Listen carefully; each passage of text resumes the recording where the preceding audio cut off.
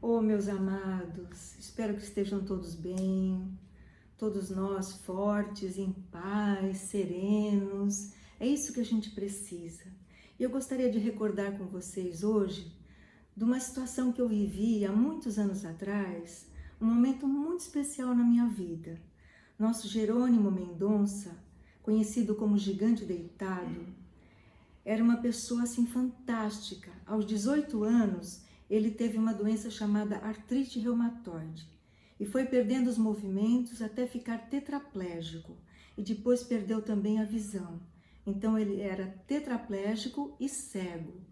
Mas ele fazia um trabalho de divulgação do espiritismo imenso, maravilhoso, embora a sua situação limitadora. Ele ia por esse Brasil inteiro fazer palestras e ele vinha fazer uma palestra em Santos. E como ele ficava numa maca e essa maca era transportada numa Kombi, essa maca não caberia dentro de um elevador de prédio. Então ele teve que hospedar-se numa casa. E nessa época eu morava numa casa na ponta da praia, onde eu vivi ali 20 anos, criei meus filhos. Então eu me ofereci para hospedar o Jerônimo Mendonça na minha casa. Foi uma alegria muito grande. Mas quando aquela maca adentrou a minha sala e eu vi aquele homem totalmente parado, sem movimento nenhum, ali eu comecei a ter um pouco de angústia. Eu me sentia assim um pouco desconfortável de ver o sofrimento dele. A maca, ela não era reta, ela era bem levantada na região da cabeça e as pernas do Jerônimo não ficavam retas também, elas ficavam genuflexas. Então a maca tinha, assim, a mesma postura do corpo dele, rígido. Então era muito interessante ver aquilo, mas ao mesmo tempo um ser humano repleto de otimismo. Um ser humano maravilhoso, fora de série, não dá nem para descrever em palavras. Extremamente esperançoso, passava uma energia positiva. E eu fui ficando mais confortável de estar perto dele, de estar interagindo com ele. Ele veio acompanhado de 2 senhoras que cuidavam dele. Então eu fui ficando assim mais à vontade. Aí eu comecei a conversar um pouquinho com ele. Ele era muito comunicativo.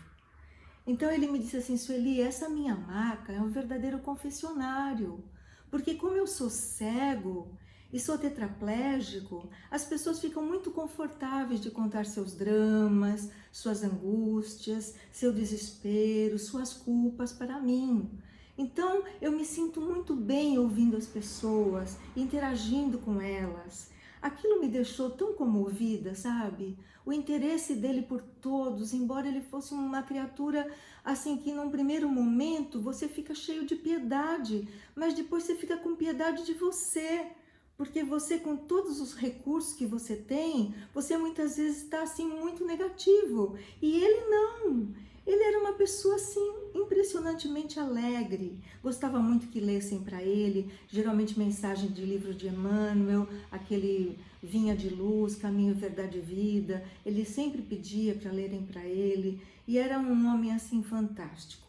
Quando eu adquiri um pouco mais de confiança com ele, eu cheguei para ele com muito carinho e perguntei: Jerônimo, se você pudesse pedir alguma coisa para Deus, o que você pediria? E ele disse para mim: Sueli, eu pediria para me virar um pouquinho de lado. Gente, só isso. Virar um pouquinho de lado, porque ele tinha feridas imensas nas costas, que judiavam muito dele. Virar um pouquinho de lado.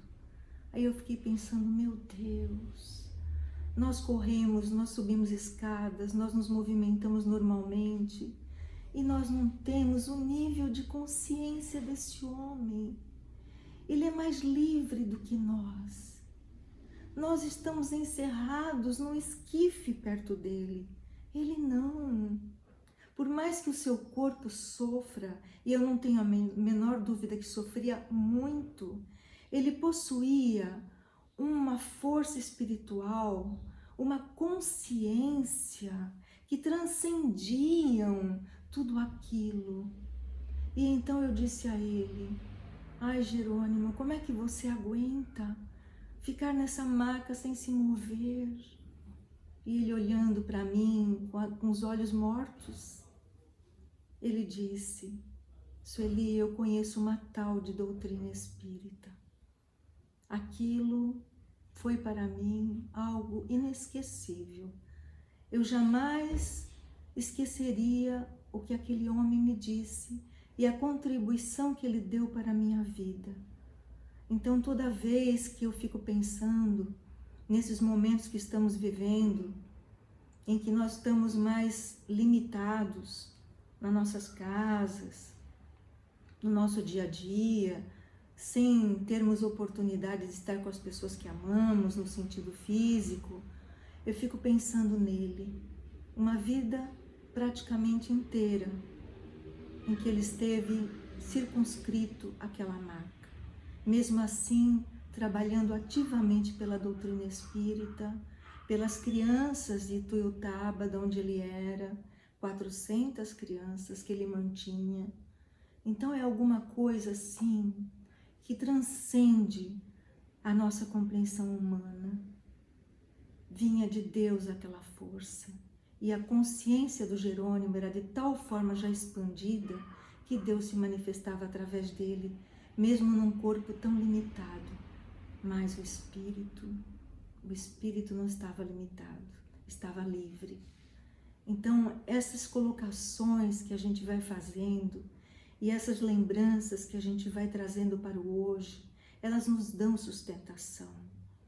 Um fato também que a gente já leu há muitos anos e que todos nós conhecemos da vida do nosso amado Chico Xavier, também mostram para nós todos o olhar da consciência já elevada, como é diferente. A mãe de Chico, sentindo aproximar-se a morte, ela chamou o filho de 5 anos, Chico tinha 5 anos, mas Chico era uma criança muito frágil, ela se preocupava muito com Chico. Então ela chamou o Chico para perto dela, deitada naquela cama, já esperando os últimos momentos, e disse a ele: filho, vão dizer a você que a mamãe morreu, mas você não vai acreditar, filho. A mamãe não vai morrer. A mamãe estará sempre com você. Sempre, filho. A mamãe estará viva do seu lado. Não acredite quando disserem para você que a mamãe vai morrer, filho. Aquelas palavras de Maria João de Deus calaram profundamente naquela criança. Como será que ele recebeu tudo isso? Seu espírito já estava preparado, já vinha com uma missão maravilhosa, mas Maria João de Deus foi um ser que, embora convivendo com ele fisicamente por pouco tempo, ela também deixou mensagens para ele e orientações espirituais que foram de uma riqueza e vinham de uma consciência expandida como a de nosso Jerônimo Mendonça. Então nós vamos observando como é importante nós sairmos da grade humana, física, material, para percebermos a consciência imortal. No início do Gênesis, Velho Testamento, algumas palavras dizem assim: no princípio era o Verbo, e o Verbo era com Deus, e o Verbo era Deus, e o Verbo se fez carne. O Verbo se fez carne, mas ele não perdeu a sua natureza de Verbo, a sua essência de Verbo, a sua qualidade de Verbo. Nós somos carne, mas fundamentalmente nós somos o Verbo, o Espírito, a consciência. Nós somos consciência divina que se expressa como efeito visível. A causa tornou-se efeito visível, mas ela não deixou de ser a causa, não deixou de ser espírito, não deixou de ser verbo, não deixou de ser consciência. Então nós necessitamos perceber que nós todos precisamos exercitar essa realidade em nós para não ficarmos fustigados pela prisão aparente do corpo. Nós somos imortais. Disse a mãe do Chico: vão dizer a você que eu morri, mas você não vai acreditar. E é verdade, nós devolvemos o efeito para a natureza, o corpo físico, mas a nossa consciência permanece. O nosso espírito é imortal. Nós já vivenciamos a nossa imortalidade agora. Nós já somos imortais agora. Por que temer? Por que ficarmos angustiados? E eu gostaria de lembrar um poema que eu aprendi há muitos anos, numa novela da Globo chamada Renascer. Um padre rezava uma missa com esse poema. Eu tomei nota e o poema está no meu coração. O autor é desconhecido, mas dizem que foi de um garoto nordestino que tinha uns 16 anos apenas de idade. E o poema diz assim: enfim te encontro. Um dia me perguntaram se em Deus eu acreditava. Eu então lhes respondi da maneira que eu pensava.